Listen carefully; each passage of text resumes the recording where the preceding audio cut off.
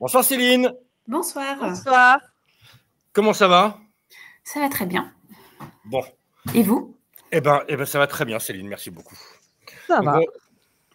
on reçoit donc Céline Malézé, qui a 44 ans, qui est enseignante et qui est candidate dans la 12e du 75, Tout à c'est ça? fait. Voilà, la 12e de circonscription de Paris. Ah, pardon, il y a Asma qui nous envoie des messages en même temps. Tu es conseillère régionale, tu es passionnée par l'éducation. Et je vais te poser la même question qu'on a posée aux candidats, qui est une question peut-être un peu étrange. Pourquoi est-ce que toi, à titre personnel, tu te lances dans cette folie de te présenter avec tous les à côté que ça comporte, de nuisances sur ta vie personnelle, etc. Pourquoi est-ce que tu y vas? Pourquoi est-ce que tu es assez dingue pour y aller? Alors, je ne crois pas que je sois dingue. Au contraire, je pense qu'être dingue, c'est ne pas y aller. C'est sûr que c'est au-delà des élections législatives anticipées, elles sont super précipitées. Ce qui fait que les 3 semaines entre la dissolution et le premier tour et le petit mois sur le deuxième tour est complètement bouleversé dans la vie professionnelle, dans la vie personnelle. Mais pour moi, c'était inenvisageable de ne pas participer à ce qui pourrait advenir au pays dans lequel nous vivons, enfin à mon pays, et à participer à la lutte contre le fascisme est quelque chose qui est à la fois intime, je pense, de mener ce combat, et puis aussi extrêmement politique.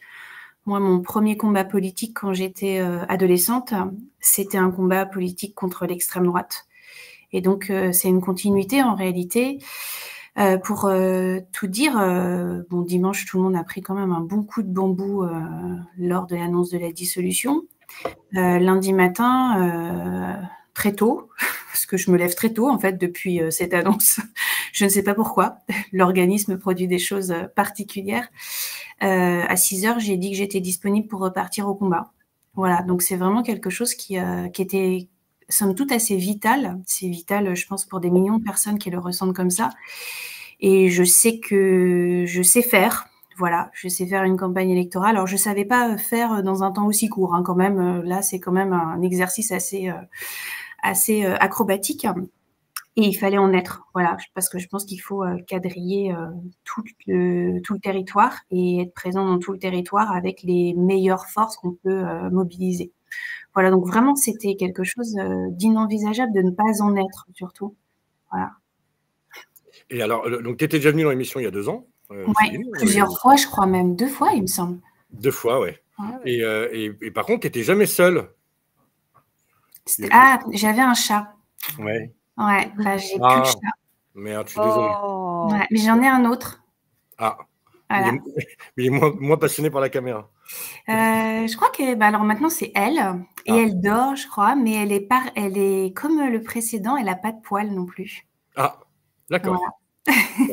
Alors le précédent, il s'appelait Mara, voilà, très politique, et elle s'appelle Ura. C'est plus astronomique. Voilà. D'accord. Bon, alors Céline, là, tu vas te présenter, tu vas gagner, ok. On va passer immédiatement à la question au qui est de savoir, toi, quel est le premier combat, donc, tu as l'habitude que tu vas mener quand tu vas arriver à l'Assemblée. Ce serait quoi la première loi que tu voudrais faire voter? Et on a un jingle pour ça, qui est le jingle Rousseau. Quoi la loi que tu veux? Hein? C'est quoi? Alors, moi, je suis conseillère régionale en Île-de-France, où les transports en commun sont en train d'être privatisés, comme dans le reste du pays. Mais en Île-de-France, ça a un impact extrêmement négatif sur le déplacement de plusieurs millions de personnes chaque jour. Donc, la première loi, quand je serai élue députée, serait d'en terminer avec la privatisation des transports en commun, que ce soit le ferré ou que ce soit les transports urbains. Et conserver le monopole de la RATP en Île-de-France et faire en sorte que la SNCF reste une entreprise publique à la fois pour le transport des voyageurs et pour le transport des marchandises. C'est une mesure extrêmement sociale pour les agents évidemment des transports, mais aussi une mesure qui est une mesure écologique. Voilà. Donc ce serait vraiment m'attaquer à la question du service public des transports. sur lesquels je travaille depuis plusieurs années. On a mené un combat qui s'appelle Stop Galère dans les transports en Île-de-France, qui est un collectif assez atypique. Et donc, l'idée, c'est finalement de prolonger ce combat au niveau législatif et enfin de sortir les transports en commun du tout marchandise, de la marchandisation du monde, et d'en faire un service public d'intérêt général. Voilà la première loi, et je pense que ce serait une loi qui serait bénéfique à la quasi-totalité des habitants. Très bien. Alors là, souvent les transports. Ouais. Là, tu te représentes, tu as qui en face Alors, j'ai toujours Olivia Grégoire. Olivia Grégoire, qui était porte-parole du gouvernement il y a 2 ans. Maintenant, elle est ministre chargée PME, TPE, commerce. Elle est assez célèbre pour ses mensonges.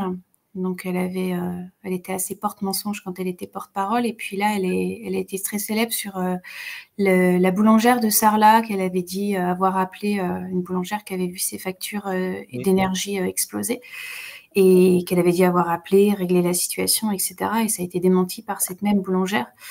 Voilà, c'est le ministre de la Macronie, avec tout ce que ça comporte.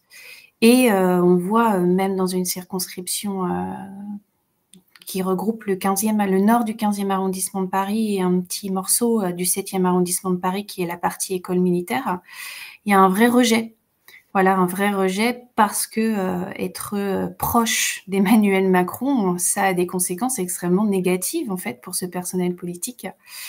Et l'accueil dans les actions qu'on mène est totalement différent de celui qu'on pouvait recevoir il y a 2 ans, qui était déjà plutôt pas mal, dans une circonscription découpée sur mesure pour Édouard Balladur, redécoupée par Nicolas Sarkozy, au cas où, si jamais on rajoute un petit bout autour d'école militaire. Donc voilà, donc Olivia Grégoire, comme dirait un monsieur que j'ai rencontré en porte-à-porte tout à l'heure, si c'est une ministre, celle-là, il faut vraiment utiliser le balai. Hein. Voilà. Donc, mon bulletin de vote est un très, très bon balai. Voilà. Donc, il y a elle. Après, on a un adjoint au maire, conseiller de Paris LR, qui y va en traînant des pieds, très, très fort. Et puis, je suis dans une circonscription où on a un Ciotti RN candidat. Ouais. Mais en fait, Ciotti RN, il y a 10 jours, il était à Reconquête. Voilà. Donc, c'est assez singulier. Puis, il y a un autre candidat qui est un candidat Reconquête. Voilà. Puis après, des plus petites candidatures qui vont moins compter dans les résultats finaux. Mais voilà, donc on a quelque chose qui est vraiment en 3 pôles. Voilà, les choses vont se passer surtout entre Grégoire et la candidature du nouveau Front populaire. Ben, j'en profite pour adresser un message à un ami qui m'a envoyé un message très gentil il y a quelques jours, qui peut te filer un coup de main du coup. Donc, en plus, je pense qu'il nous suit. Pépère, écoute, assume tes propos. Maintenant, il va aider Céline. T'avais construit très bien. Il avait construit toute la campagne d'Olivier Grégoire il y a 2 ans. Et donc, maintenant, vas-y. J'ai bien lu ce que tu m'as envoyé. Mais regarde, tu as Céline qui est là. Va l'aider, fais-la gagner du coup. Voilà, c'est un petit message personnel. Par rapport à il y a 2 ans, est-ce que tu vois, tout le monde nous dit il y a plus de soutien, les mondes affluent dans les groupes, etc. Est-ce que toi, c'est pareil? Oui, moi, je confirme. Il y a beaucoup plus de soutien. Il y a plein de personnes qui s'étaient pas forcément déjà engagées en politique qui s'engagent parce que c'est vraiment un combat qui leur semble essentiel. Et puis ensuite, on a des déçus du macronisme aussi, et même des déçus de la droite. Je discutais, je crois que c'était comme les jours ressemblent à des semaines, il y a quelques jours, voilà, avec un ancien militant du RPR qui m'expliquait que le seul barrage républicain aujourd'hui, c'était le nouveau Front populaire, et donc il voterait de manière extrêmement satisfaite, voilà, pour moi. Donc on a des choses assez incroyables qui se passent, et puis on a beaucoup de jeunes qui s'engagent dans la campagne. J'explique beaucoup aux gens en ce moment comment on fait des porte-à-porte, qu'est-ce qu'il faut dire aux gens pour les convaincre, le fait de rester extrêmement calme, même quand les personnes ne le sont pas en face de soi. Donc, non, c'est quelque chose d'assez impressionnant qui se passe dans la société. J'ai l'impression que c'est assez profond. Alors moi, je suis dans une circonscription où On a beaucoup de CSP+, et dans les CSP+, il y a un engagement aussi qui est marqué, et puis chez les jeunes aussi, voilà, il y a des gens qui travaillent dans des bureaux d'études, qui font la campagne, il y a des avocats, il y a des journalistes aussi, et puis après, il y a les gens dans les quartiers plus populaires de la circonscription. Quand on les voit, ils veulent un petit paquet de tracts pour diffuser vendredi prochain, juste à la veille, pour que ce soit bien frais dans les mémoires que le premier tour arrive. Donc, non, non, il se passe quelque chose qui est assez incroyable. Voilà. Et je pense que c'est dans tout le pays, comme ça. Enfin, j'espère. On a levé un espoir, mine de rien. Voilà, se rassembler lève un espoir qui vient de très loin, me semble-t-il.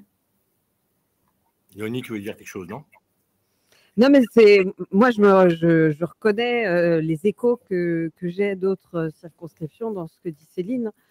Et puis moi, je vois sur les candidats macronistes dans mon département, on les sent ramer, hein, mais les grosses rames, quoi, sur les réseaux sociaux.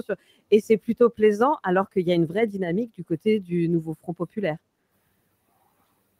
Donc ça donne de l'espoir, ça donne beaucoup d'espoir. Donc oui, bah, effectivement, oui, le fait que tout le monde se mobilise, c'est bien. Il faut qu'ils aillent jusqu'au bout. Il faut absolument aider vos candidats, les porter du mieux que vous pouvez. Il y a des petits trucs qui peuvent paraître inutiles, mais qui sont quand même utiles. N'hésitez pas, même si vous avez très peu de temps. Si c'est juste centraliser les informations, si c'est juste, voilà, toutes les aides sont bonnes à prendre. Donc n'hésitez pas. Parfois même juste faire la masse sur des points de distribution, c'est pas rien. Faire le porte-à-porte à 2 ou 3, c'est toujours mieux que de se partager des cages d'escalier, d'y aller seul, parce que parfois l'argument ne vient pas, etc. Voilà. Donc même si vous pouvez être, même s'il n'y a qu'un seul sujet sur lequel, par exemple, vous êtes concerné ou sur lequel vous avez un peu de fond d'argumentation, allez-y quand même, c'est pas grave, parce qu'au moment où ça tombe, ça sera utile. Et chaque porte ouverte et argument qui fait mouche, ben c'est une graine plantée, quoi. Donc voilà, il ne faut pas minorer ces petits gestes. Donc n'hésitez pas. On a souvent des retours de gens qui nous disent qu'ils n'ont pas le temps, que prenez 1 heure sur 15 jours. Vous avez bien 1 heure sur 15 jours, un jour à prendre un rassemblement. Faites-le, surtout à Paris où c'est peut-être un peu plus simple de se regrouper, et en réalité encore plus, faites-le parce qu'effectivement vous êtes peut-être dans un village où il n'y a personne autour et que c'est important pour les candidats pour avoir ce type de relais. Alors, tu as déjà fait campagne il y a 2 ans. Même question qu'à Aspin, du coup. Qu'est-ce que tu as fait que tu ne referais pas, ou plutôt qu'est-ce que tu vas faire mieux cette fois-ci avec le recul et le privilège de l'expérience d'une deuxième campagne? Alors, qu'est-ce que je vais faire de mieux? En fait, je vais essayer de faire la même chose dans un temps beaucoup plus court. Voilà, ouais. C'est pas mal quand même. Non, on a programmé des quantités de porte-à-porte, parce que c'est quand même ça qui est le plus efficace. Et puis après, des démonstrations de force aussi vis-à-vis des autres candidats pour montrer que nous sommes le nombre dans les marchés. Donc, on fait des porte-à-porte, et puis avec une mobilisation plus accrue, mais sur un temps plus court. Donc, voilà, moi, je crois dans le stakhanovisme du porte-à-porte, fondamentalement parce que la dernière fois, on avait décidé de faire 10 000 voix, et à quelques unités près, c'est comme ça qu'on les a décrochées. Voilà, donc c'est très fastidieux, c'est du travail préparatoire en amont, parce que l'idée, c'est de regarder quels sont les bureaux de vote qu'il faut cibler. Et donc, c'est assez scientifique, mine de rien, une campagne électorale. Donc, il faut des instruments, et puis ensuite, il faut y aller.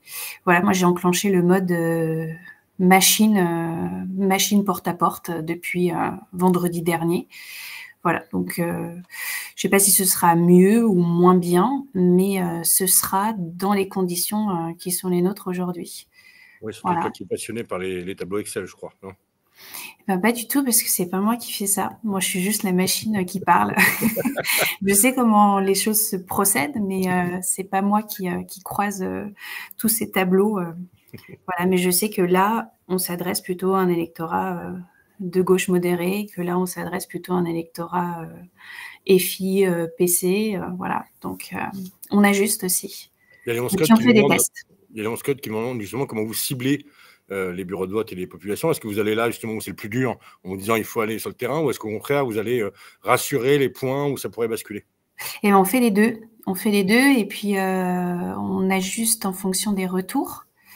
Et chose très surprenante qu'on avait beaucoup moins il y a 2 ans, c'est que dans l'électorat plutôt centriste, on a des très bons retours. D'accord. Voilà. Moi, j'ai souvenir d'immeubles que l'on avait fait il y a 2 ans et où c'était dur. Mmh. Et on les a refaits et c'était facile, avec un accueil totalement différent. Et après, évidemment, on va se rassurer sur notre électorat naturel Bien sûr. pour bien lui dire d'aller voter. Et puis là aussi, on est très bien accueillis. On a fait aussi de l'électorat plus LR. Mmh. Voilà. Ça, c'est plus compliqué, mais au moins, ils sont satisfaits d'ailleurs de nous voir. Parce que, voilà.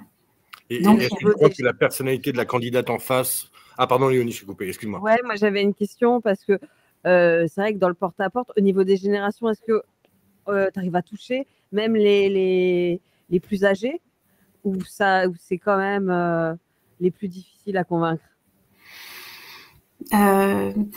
Franchement, c'est pas, je crois pas que le critère de l'âge soit le critère déterminant. Donc, non, j'ai vu un très vieux monsieur il y a pas longtemps qui pensait que c'était l'extrême droite qui venait l'embêter, qui était au téléphone et quand il a vu que c'était le nouveau Front populaire, tout s'est arrêté et c'était ça l'essentiel. Voilà. Donc, non, ça dépend. Je crois pas que ce soit C'est mon l'âge. biais alsacien. Ça doit être mon biais alsacien. Ouais. Peut-être, ouais. Moi qui viens de l'Est, ouais, il doit y avoir un truc aussi, oui. Mais à Paris, non. À Paris, y a pas je crois pas que ce soit surtout ça. Après, j'ai vu plein de gens qui sont désabusés. Voilà, désabusés de manière importante, quoi. Voilà. Est-ce que tu crois que la personnalité de la concurrente principale, qu'Olivia Grégoire, joue beaucoup quand même? C'est-à-dire que là, ils peuvent carrément, enfin, c'est incarné leur ras-le-bol par quelqu'un qui a été aux affaires, qui a été porte-parole, qui est numéro 2 du ministère de l'économie et des finances, qui est quand même peut-être le pire ministère de la Macronie aujourd'hui. Bon, voilà. Donc, est-ce que tu penses que ça, malgré tout, ça fait qu'il y a ces points de bascule où c'était plus facile? Est-ce que tu crois que ça peut tenir aussi à ça, qu'ils en ont ras-le-bol et qu'ils rêveraient de la foutre dehors? Ouais, elle est le symbole, de ce qu'ils ont cassé, voilà, de ce qu'ils ont détruit, de l'aggravation des conditions de vie. Il y a une personne qui m'a dit tout à l'heure du fait qu'ils ont fracturé la société. Il me dit pour moi ça n'a rien changé individuellement, mais je sais que la société dans laquelle je vis va moins bien qu'il y a 7 ans. Voilà. Donc elle est le symbole de ça. Et puis surtout, ce serait une députée inutile parce qu'ils seront plus majoritaires à l'Assemblée nationale. Et donc il faut aussi que les habitants de cette circonscription choisissent une députée utile contre le Rassemblement national. Et la sortie qu'elle a faite, Olivia Grégoire, dimanche, en appelant à voter blanc, donc en mettant sur le même plan le RN et le nouveau Front populaire, c'est quelque chose qui a produit quelque chose chez les habitants de la circonscription parce que sur les réseaux sociaux, j'ai eu des quantités de messages en disant ça c'est inacceptable, on ne peut pas banaliser le Rassemblement national de cette façon-là. Donc, elle est le symbole enfin voilà, elle est un symbole qui est un repoussoir pour une partie de l'électorat, bien au-delà de l'électorat traditionnel de la gauche, toute rassemblée, aussi grand que puisse être le nouveau Front populaire. Donc, on va jouer sur ça. Voilà, tous les humanistes, tous les républicains, tous les gens de gauche, tous les gens qui croient au progrès social, à la justice, ne peuvent pas se reconnaître dans cette candidate. Mais en plus, il semble que Olivia, elle représente très bien ce qu'est la Macronie. Hein. Elle n'a pas d'ossature politique, elle n'a pas de construction politique. Hein. Moi, je l'ai côtoyée très longtemps dans le milieu de la publicité. Et puis j'ai vu son début d'engagement parce que je commençais à la voir sur les plateaux quand j'y étais. Et effectivement, voilà, c'était une logique d'opportunité très claire de ce coup de filet qu'a fait la Macronie sur tout un tas de membres de la société civile et de gens qui, du coup, sans aucune ossature politique, voulaient aller aux affaires pour d'autres raisons que l'intérêt général, très clairement, qui était qu'un intérêt personnel. Donc forcément, elle peut former une sorte de catharsis qui fait que ça peut être... parce que j'imagine qu'elle ne se voit pas une seconde perdre, j'imagine que la Macronie, d'avoir une de leurs têtes de pont quand même, qui a été porte-parole, c'est pas rien d'être porte-parole quand même, un gouvernement. Je pense que c'est pour ça qu'elle s'est permis de faire cette sortie dimanche, mais je crois qu'elle ne mesure pas le niveau de rejet de ce qu'ils peuvent inspirer. Voilà. Alors, elle pense que c'est confortable. Je pense qu'elle est beaucoup moins dans une situation confortable qu'il y a quelques années. Alors, on a un FMT qui nous dit si le RN est aussi dangereux comme vous le dites, pourquoi avoir attendu aujourd'hui pour réagir? Bah, tu tombes bien, c'est le premier acte militant de Céline, c'était de manifester contre le congrès du FN à Strasbourg. Donc, c'était pas hier. Exactement. J'étais toute jeune. Voilà, c'était pas hier, enfin c'était il n'y a pas si longtemps, mais voilà, et autour de la table, autour de l'écran, tu n'as que des gens qui ont toujours lutté contre le Front National, aussi loin que je m'en rappelle moi personnellement, et Léonie pareil, donc mal tombé. Effectivement, ça fait pas... peut-être qu'il progresse et que malheureusement on a échoué, ok, tu peux très bien nous mettre ça au compteur, mais par contre, pas le fait d'avoir lutté et d'avoir essayé. Et oui, il y a des gens qui continuent dans la rue, la nuit, depuis 30 piges, en journée, partout où ils peuvent, à lutter contre le Front National, les idées putrides qu'ils...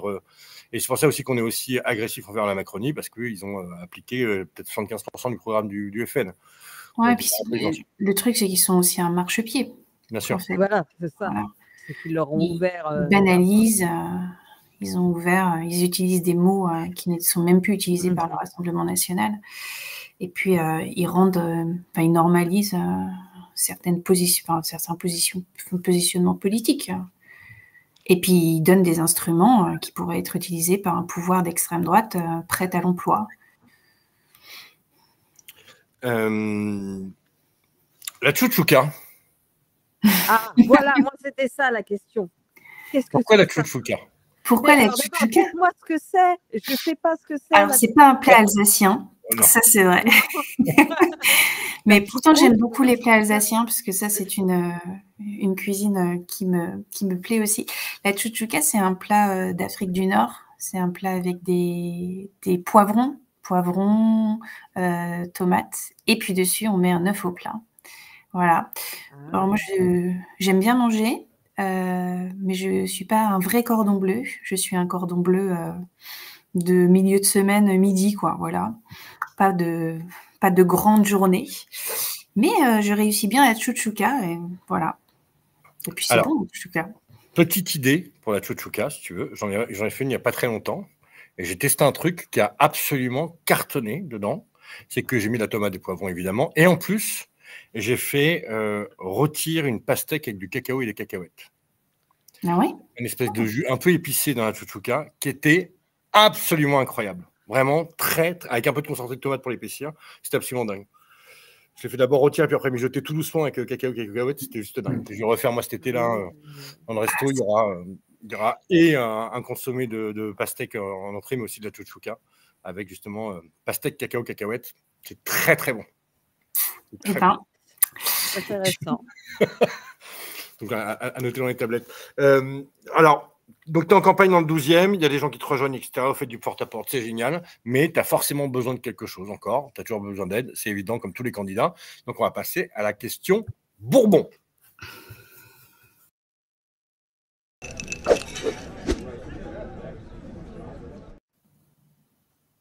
Alors, de quoi j'ai besoin pour cette campagne? De plein de gens pour quadriller la circonscription. Et puis des gens, des militants qui sont motivés, et puis auxquels je promets des expériences inédites, parce que peu de monde en France peut faire un marché en face de la Tour Eiffel, dans le 7e arrondissement. Voilà, donc je promets ça.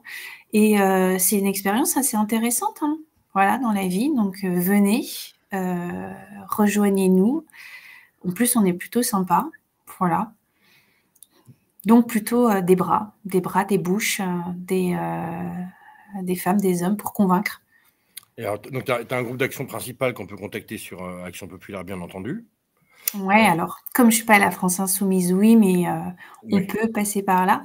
Après, on fait campagne avec tout le monde, hein, dans cette circonscription. Ça se passe très, très bien.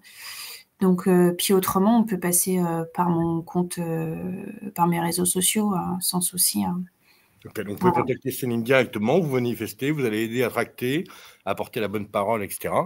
Et l'aider à battre Olivia Grégoire. Merde, on peut sortir la porte-parole du gouvernement, la porte-mensonge du gouvernement.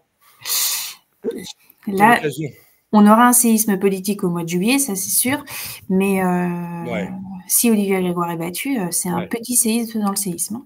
Ouais. Ouais. Oui, ça ferait une grosse pierre dans le jardin de Bruno Le Maire, donc ce serait quand même plutôt pas mal.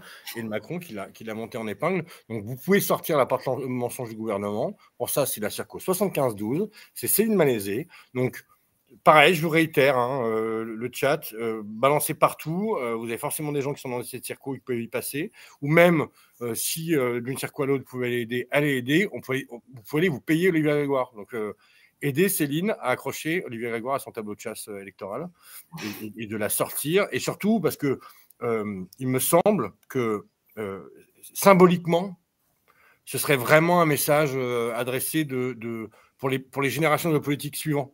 De dire qu'on ne peut pas faire ce genre de choses sans être à un moment donné sanctionné.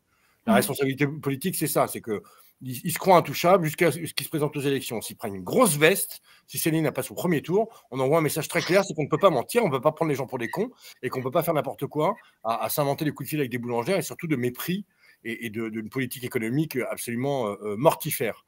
Donc là, il y a une occasion, en fait. Vous êtes toujours en train de râler qu'on ne peut pas, on subit. Je voyais dire, oui, mais c'est l'UE qui décide. Blablabla. Là, on a la force d'un symbole possible. Sortir Olivier Grégoire au premier tour. Donc, bougez-vous le cul pour que Céline la sorte au premier tour. Et là, on enverra un message très, très, très clair. Au premier tour, ce serait très, très, très clair. Hein, ça, c'est sûr. Très, très, très clair. Donc, c'est l'objectif. On va y aller. Hein.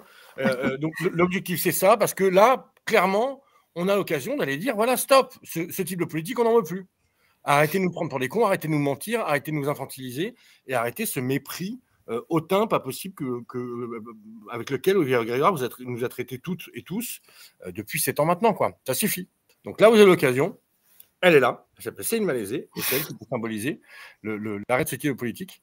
Merci beaucoup, Céline. Merci. Et puis, bonne soirée.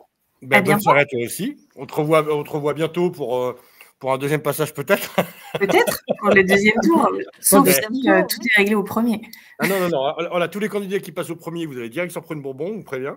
Tous ceux qui sont passés là, évidemment. Et puis on se revoit au moment des résultats au moins. Ça marche. Bonne soirée. Bonne soirée, Céline. Merci beaucoup.